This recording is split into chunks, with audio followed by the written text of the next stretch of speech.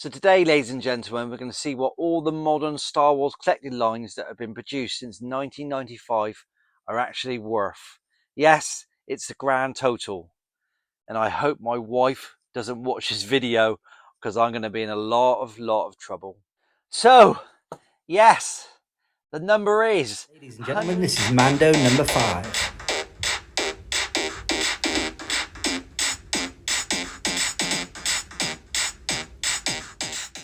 Hello, ladies and gentlemen, welcome back to my channel, Mando number 5, and I'm Keith Guppy. So it's a sad day today. This is the last episode of my Figure Focus Line series, where I've produced over 40 videos, 33 episodes covering the whole modern Star Wars collecting toys that have been released since 1995. Sadly, it couldn't continue. We're always going to run out of episodes, but you know, the way the TVC line is going, still building, I'm sure we'll be back soon. But don't worry, ladies and gentlemen, there's still going to be loads of content from the channel. We're definitely going to continue with our series called Mando's Best, where I look at all the best characters and vehicles from the modern collecting Star Wars lines, and that'll be going out every Friday night. So for those of you who haven't watched my first few episodes and have not seen my room before, then I thought I'd just do a quick walk around to remind you what we're all talking about today. Because the modern Star Wars lines, there is a lot of stuff. And we'll do a very quick walk around. I'm not going to talk much over the video. I'll let you just absorb it all. As I walk around, you can see the extent of the collection and what you'd have to collect to get all the modern Star Wars collecting lines. I mean, there is a lot here. You'll see there's some graded stuff, but most of it, 99% of it is just ungraded, but none of it is opened, or hardly anything is opened. Yeah, so you could just understand on, you know, when we look at the final figures later on, you could probably get a bit of an appreciation of how much there is to collect in all these lines as we walk around. It is huge, and you'll notice that, you know, all these figures are 3 or 4 or 5 deep. All these figures you see have got 4 or 5 figures behind them. So, you know, this is a 50 square meter room, and you would need a pretty big warehouse to display all this really properly. And something I'd love to do one day would be to have all the figures, you know, you can see every single figure. And here we come back back to the start again. With a TVC line in the corner.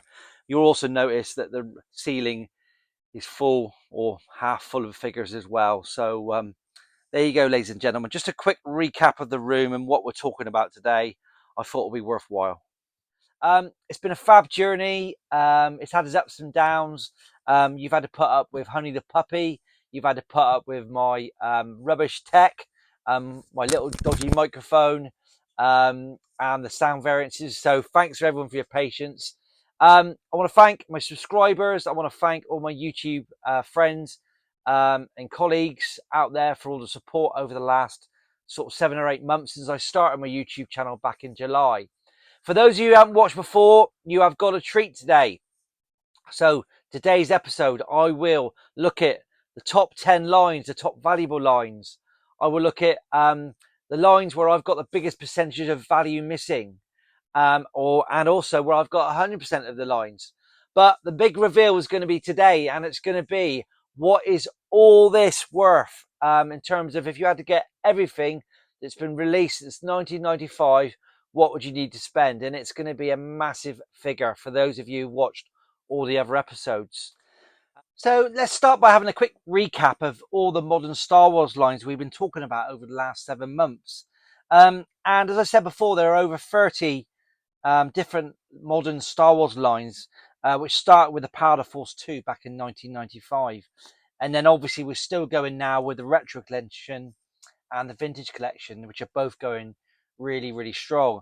I've been amazed during this journey how much stuff I really haven't got and what I have got. Yeah, so here's a quick look at all the different lines as you can see in front of you. I won't go through them all, but some of the highlights for me have been some of the Clone Wars stuff. It's been absolutely fantastic. Some of it's really, really nice and really sought after. But as I said before, there are over 2,000 different carded figures and those 30 or so lines of Star Wars, which is and a massive amount. And that doesn't include all the TVC variants and the overseas variants that Nick from Only One Kenobi kindly went through on a past video. And also there are over 300 playsets and vehicles to collect as well. Massive amount. But anyway, what we thought we'd do first is we look at the most expensive lines, the 10 topic most expensive lines that I've gone through. And please go back and look at my Figure Focus Line series, because every one of these lines, there's a 20-minute, maybe even 40-minute video going in a lot of detail on prices of these lines and how I've got to these prices. I haven't just made them up, I assure you. They've took a lot of hours to go through eBay to get these. So let's have a look at that first of all. So we'll start with, these are the top 10 lines. So the bottom, so number 10 is the Powerforce 2 green line, which comes in at £3,876. Then you've got the Star Wars Saga. You've got the light and dark blue lines from 2002. And they come in at just over £4,500. Then you've got the Saga collection, which comes at £4,735. You've got the Disney Droid Factory, which I did just a little while ago, and that was a really surprise for me. That was nearly £5,500 for the Droid Factory line. So this is the Droid exclusives you can get at Disney over in the States. And then you've got the really popular 30th anniversary line mostly with the coins. That comes to £5,700. The Blue Sky line, which is I think it was the first one I did, so episode number 1, and that was a huge line. That's £6,500 to get that whole line. And then that's dominated by the really cool animated Clone Wars figures that everyone's after. Then you've got the Clone Wars Blue and Legacy Blue Saga lines, and they came to £8,705. And then you've got the Clone Wars Red and Legacy Saga lines, which comes to a massive £13,211. Now, that was a big one mostly because the comic packs. Some of the double comic packs that I've gone through on past episodes, they're huge. Some of those can be £700-800 just one set, so you can see how you've got to £13,211 quite quickly.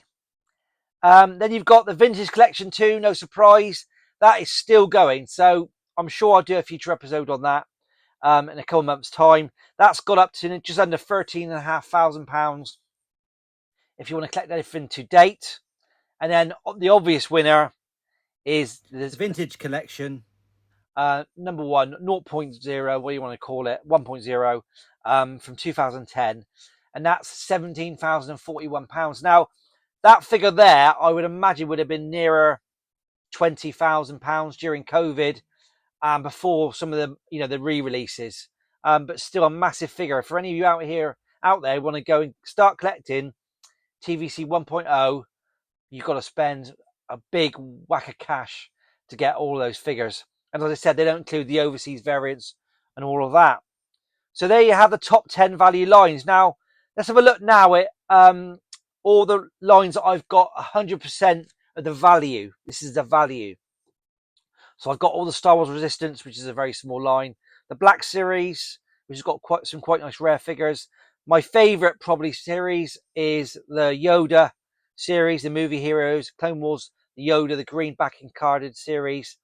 The Clone Wars animated and real Clone Wars series I've grouped together. I've got all of those. The Power of the Jedi I've got, and the Power of Force 2 Orange, I've got all of that complete.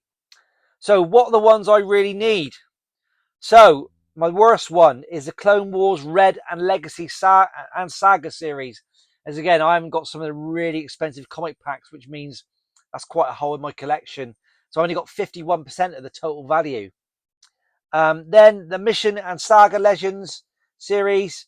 There's some really rare Jedi packs within that, which account for most of the value of that series. So I need those. So that's only 49%.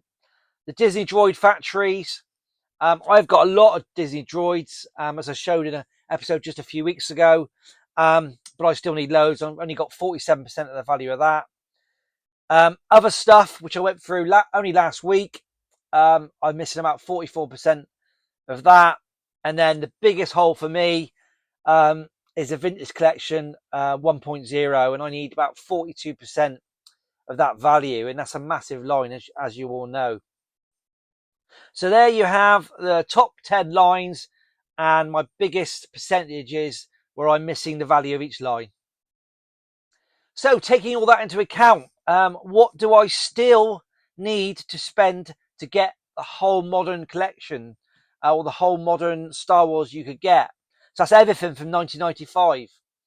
And for those of you who've been watching this series, you know it's a pretty big number. Despite this room, and you've seen how big this room is, I still need to get £31,026 worth, £27 worth rounded up.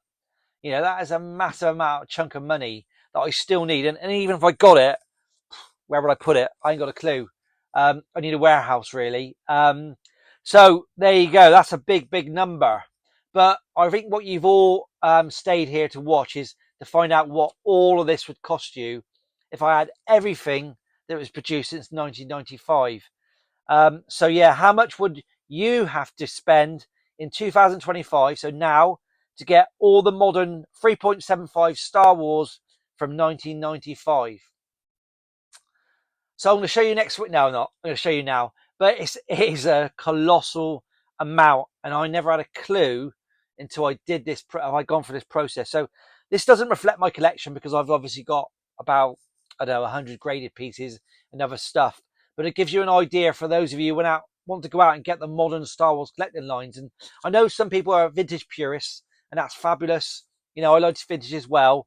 But for those of you who really want to tackle the modern collecting lines, then this is a number you're going to have to spend to get it all. You ready? £114,000, £758.22. Didn't say that very well, did I? £114,758.22. Yeah. Big puff out the cheeks. It's a big number, everybody, isn't it? I mean, that's everything. But as I said, that doesn't allow for, you know, foreign carded variants in the TVC line. It generally says they're punched, not unpunched. So you know, to get it for minty mint, you're talking 120 grand probably, which is a colossal amount of money. It's not as much as you'd have to spend. Obviously, you'd have to spend a lot more if you wanted to get all the vintage from the early 80s, late 70s. But you know, and you could argue that it's probably a leg and an arm of a rocket foreign Boba Fett. But I don't think it looks as good as this. Yeah, well, that's debatable. But anyway, so there you have it. So that's my wrap up of my Figure Focus Line series. Episode, whatever it is today, 40, 39, whatever it is, it doesn't matter. I've really enjoyed doing it. I've learned a lot. I hope you've learned a lot as well. But stay tuned for more content. Look out for my Mando's Best series, which will come out every Friday night, pickups and all the other stuff. But appreciate you watching. Please subscribe, hit the like button, and I'll see you again soon. Cheers. Ladies and gentlemen, this is Mando number 5.